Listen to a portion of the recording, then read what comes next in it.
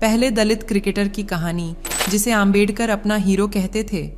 पहला दलित क्रिकेटर जिसे उसके साथी छूते न थे पर टीम की इज्जत वही बचाता था।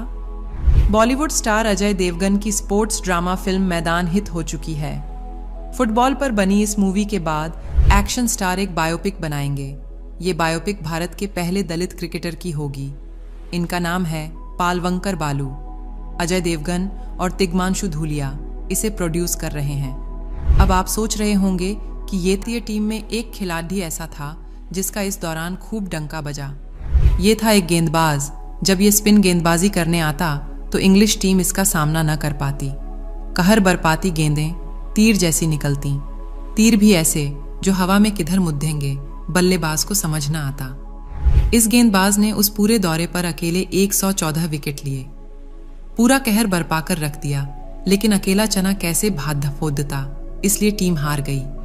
पहले दलित क्रिकेटर पालवंकर बालू के बारे में कहा जाता है कि मैदान के बाहर भी उनके खाने पीने के बर्तन भी अलग रखे होते थे और उन्हें अपने बर्तन भी खुद साफ करने होते थे। ऐसा भी कहा जाता है कि खिलाड़ी उनके साथ बैठते भी नहीं थे। मगर हर दर्जे का जातिगत भेदभाव झेलने के बाद भी बालू ने हार नहीं मानी और वह आगे बढ़ते रहे। दलित जाति से संबंध रखने वाले दलित नायक पालवंकर बालू का जन्म 19 मार्च 1876 को धारवाड़, बॉम्बे प्रेसिडेंसी, ब्रिटिश भारत में एक चमार परिवार में हुआ था। पालवंकर बालू पहले भारतीय दलित क्रिकेट खिलाड़ी थे। इनके पिता ब्रिटिश भारतीय सेना की 112वीं इन्फेंट्री रेजिमेंट में एक सिपाही थे। आज से कई साल पहले पालवंकर बालू क्रिकेट की दुनिया में इस तरह छा गए कि राजा और अमीर पारसी भी उनके साथ क्रिकेट खेलने के लिए मजबूर हो गए थे। क्रिकेट में पालवंकर बालू का कोई जवाब नहीं था। बालू छोटी उम्र से ही अच्छा क्रिकेट खेलते थे। पालवंकर बालू अपने पूर्वजों की तरह ही पूना की असलाहा फैक्ट्री में चमड़े का काम करने आए थे, लेकिन उनकी चर्चा शहर में उनकी उम्दा गेंदबाजी के चलते होने लगी। पूना में ही उस समय एक हिंदू क्लब था जो शहर में यूरोपियों के खिलाफ मैच खेलता था। बालू की चर्चा इस क्लब तक भी पहुंची। इस क्लब को उस समय एक अच्छे गेंदबाज की जरूरत थी, ऐसा जो यूरोपियों यानी ब्रिटिश बल्लेबाजों के विकेट उखाड़ दीच दे। ऐसे में हिंदू क्लब की नजर पालवंकर बालू पर पड़ गई। लेकिन बालू तो एक दलित थे और हिंदू क्लब की टीम में थे ऊंची जाति के लोग। अब ऐसे में एक दलित के साथ कैसे खेला जाए, सवाल ये था और इस सवाल पर हिंदू क्रिकेट क्लब दो गुटों में बंट गया। इतिहासकार रामचंद्र गुहा लिखते हैं, हिंदू क्लब के कुछ तेलुगु सदस्य बालू को टीम में शामिल करने के पक्ष में थे, जबकि कुछ स्थानीय मराठी भाषी ब्राह्मण इसके सख्त खिलाफ थे।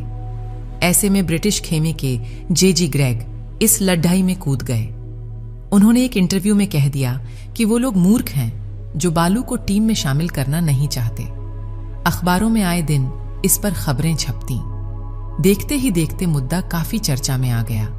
आखिरकार पालवंकर बालू को अगली गर्मी में होने वाले टूर्नामेंट में हिंदू क्लब की टीम में शामिल कर लिया गया। बालू को टीम में शामिल तो किया गया था, लेकिन उनके साथ व्यवहार बहुत गलत हो रहा था। मैदान पर सभी खिलाड़ी उसी गेंद को छूते जिसे बालू छूते, लेकिन मैदान के बाहर ऊंची जाति के खिलाड़ी उनके साथ छुआछूत के धार्मिक रिवाजों का पालन करते। चाय विश्राम यानी टी टाइम के समय बालू को पवेलियन के बाहर मिट्टी के एक कुल्हड़ में चाय दी जाती, जबकि बाकी खिलाड़ी पवेलियन में बैठक चीनी मिट्टी के कपों में चाय का आनंद लेते। अगर ग्राउंड पर बालू को हाथ मुंह धोना होता तो एक अछूत नौकर केतली में पानी ले जाकर एक कोने में उनके हाथ मुंह धुलवाता। बालू लंच भी अलग थाली में अलग टेबल पर करते। भले ही टीम में बालू को इस तरह से पिछड़ा दिखाया जाता हो, लेकिन वो खेल में सबसे अव्वल और सबसे ऊंचे थे। अंग्रेज उनकी गेंदबाजी से कांपते थे। एक बार उनकी टीम सतारा में अंग्रेजों के जिमखाना क्लब के खिलाफ मैच खेलने पहुंची। अंग्रेजों ने विशेष आदेश देकर ऐसी पिच बनवाई कि पालवंकर बालू को कोई मदद न मिले। लेकिन बालू ने जब गेंदबाजी की तो अंग्रेज बल्लेबाजों की कमर टूट गई और वो केवल बालू की वजह से मैच हार गए। इस अछूत गेंदबाज ने मैच में 7 विकेट झटके। फिर उन्हें सतारा में हाथी पर बिठाकर पूरे शहर में घुमाया गया।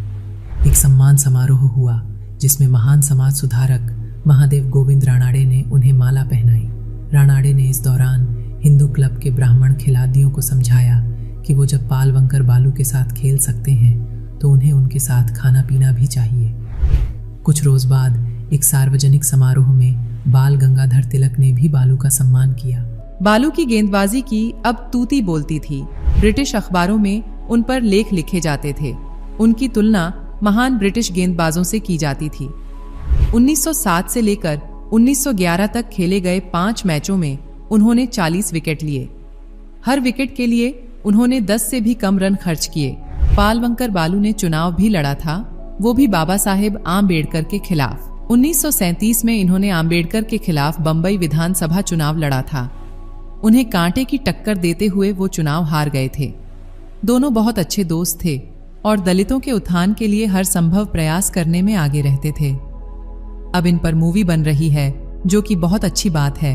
ये फिल्म फेमस हिस्टोरियन और राइटर रामचंद्र गुहा की किताब ए कॉर्नर ऑफ फॉरेन फील्ड से प्रेरित होगी। पालवंकर बालू लेफ्ट आर्म स्पिनर थे। वो दलित समुदाय से ताल्लुक रखते थे। कुल मिलाकर 15 सितंबर 1911 को जब पालवंकर बालू इंग्लैंड से वापस आए तो उनका भारत में भव्य स्वागत किया गया। मुंबई में कई दिनों तक उनके लिए सम्मान समारोह आयोजित किए जाते रहे। अब तक क्रिकेट के मैदान पर अपने असाधारण प्रदर्शन से बालू अनगिनत अछूतों के नायक और उनकी प्रेरणा बन चुके थे। उनमें से एक 20 साल के भीमराव आम्बेडकर भी थे। बताते हैं कि इंग्लैंड से लौटने पर एक सम्मान समारोह में पालवंकर बालू को जो सम्मान पत्र दिया गया उसके लेखक आम्बेडकर ही थे। उम्मीद है इस फिल्म में ये सारी चीजें दिखाई जाएंगी।